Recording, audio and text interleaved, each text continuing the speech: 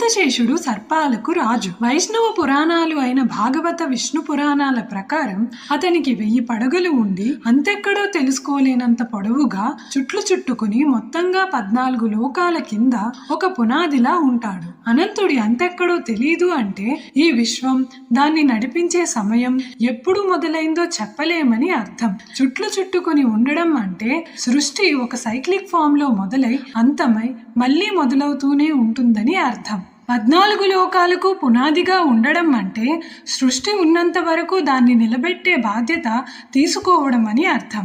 ఈ మూడింటికి నిదర్శనంగా అనంతశేషుడు నిలుస్తాడు. అయితే విశ్వం, సమయం, సృష్టి ఇలా అన్నింటికీ మూలం విష్ణువు కాబట్టి వాటికి అధిపతి తానే అని తెలియజేస్తూ విష్ణువు అనంతశేషుడిపై నిదురిస్తాడు. ఈ వీడియో మీకు ఇన్ఫర్మేటివ్ గా అనిపిస్తే సబ్స్క్రైబ్ చేసుకుని చెప్పండి. ఓం నమో విష్ణుదేవాయ నమః.